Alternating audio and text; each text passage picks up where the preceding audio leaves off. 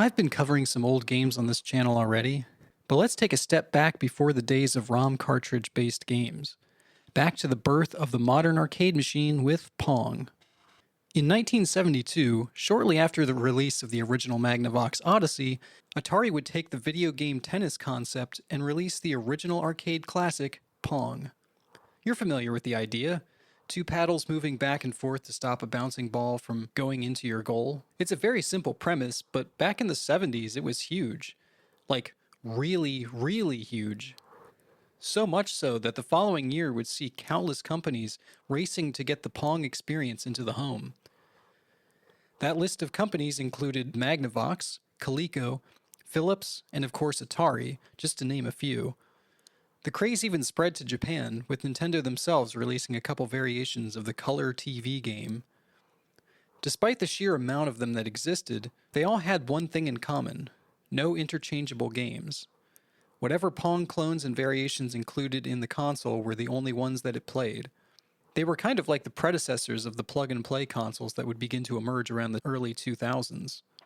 The trend of making these Pong consoles would die out shortly after the emergence of consoles with interchangeable ROM cartridges, primarily the Atari VCS, but these things dominated for a solid 5 years. That brings me to one of the lesser-known Pong consoles that I just so happen to own, the Tele-Match 4. I did some digging online to try and find out more information on this thing and found, well, really nothing at all. As far as I can tell, Tele-Match Incorporated was a company that existed back in the mid-70s whose sole product output was a handful of these Pong consoles with the branded Tele-Match name. The bottom of the system itself says that the console was licensed by Magnavox, but what their relation is seems to be completely unknown. Were they a subsidiary? I don't know. If you know anything else about the company or their consoles, let me know in the comments. Even though the Tele-Match 4 released in 1976, it has a few interesting quirks that make the thing feel kind of ancient even compared to something like the Atari VCS. For one, it doesn't have a power cord. That's right, this thing is fully battery powered. It requires a whopping 6C batteries, which normally would have been included with the console, but considering I picked this one up at a local yard sale, my unit didn't include them. The second oddity is that the RCA video cable only outputs video. Now, don't get it twisted, the thing makes noise. A lot of noise, in fact. But it does so through a speaker built into the machine itself, rather than through the TV. What's even better is that there's no volume slider, not even a mute button. If you had this thing back in '76, I hope your family enjoyed the dulcet tones of a grocery store barcode scanner going off every half second in their living room. The final one is the system's game switches. You might be familiar with how the VCS had switches that let you select a game, adjust the color palette to work better on black and white TVs, or add a handicap to a specific player.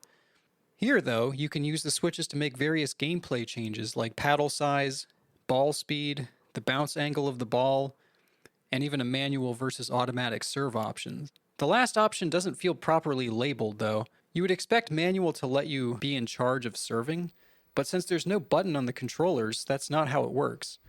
Instead, selecting manual makes it so that no balls are served at all, ever. It's basically a pause switch. Setting it to automatic means that the balls never stop being served, even when the game is over. These settings can also be changed mid-game, so you could use that to mess with another player. Now, as the name would suggest, there are 4 different games built into the system: tennis, hockey, handball, and solo handball. Normally, I'd only be able to cover the solo mode, but thanks to my good friend Zayden from Chill Critical, a link to his channel will be in the description, I was able to get authentic multiplayer footage. Thanks, Zayden! Oh, but before I show you what the games look like, be forewarned that trying to capture footage from this thing was a real pain. I did eventually get it to work, but the signal picked up by the capture device was incredibly choppy and it flashes a lot. It's like the impact of the ball on the paddle is so immensely powerful that the capture card couldn't fully comprehend its magnitude. As a result, I won't be showing a ton of footage and strongly advise not viewing the rest of the video if you're photosensitive. With that out of the way, let's take a look at the first game, tennis. As you may have expected, it's just Pong. Don't get me wrong, Pong can still be fun with a friend, but don't expect anything new with this variation. First to 15-point wins, And as mentioned before, there's not really any kind of traditional end to the game. The game just keeps serving balls endlessly, but it disables the object collision with the paddles, so that's really all you get. Felt like it went right Oh, through. I guess the game's over. I think it's Oh, first okay. to 15. But it doesn't okay. ever stop. It just... It just keeps going. And I was like, wait a minute. I was like, that didn't, this is going straight through. I thought it was glitching or something. The second mode is hockey, if you couldn't already tell from the footage. What game is it supposed to be? Hockey. Hockey. You I can't was like, tell? yeah. I was like, yeah, I can't tell it's hockey, clearly.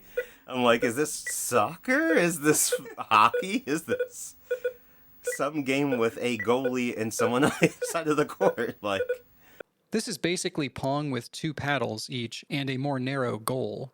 This was definitely my favorite mode, primarily because of the intensity of the close quarters volleys you can get near one of the goals. Whoa. Whoa. oh, okay, I see. An added bit of strategy can also come from the ability to redirect balls that pass through the backside of your forward paddle, or whatever the heck you want to call it. Depending on where it hits, you can either give the ball more of an angle in the direction it was already traveling, or change its course at the last minute. Handball is kind of a confusing mess. Both players control paddles, one right and back of the other, and the goal is to bounce the ball off the wall when it's your turn, and then hope the other player misses it so you can get a point. The problem really arises from the confusion of whose ball it currently is. See, when it's player 1's ball, the second player's paddle loses collision with the ball and will pass right through them. If player 1 hits the ball back against the wall, it switches, and now player 1 loses collision and only player 2 can hit it back. But with no audio or visual indicator of who's supposed to be hitting it next, it means that you have to keep track of that in your head. Pair that with the automatic serves never stopping, and it makes it very easy to forget whose ball it is due to the action never stopping, even for a second.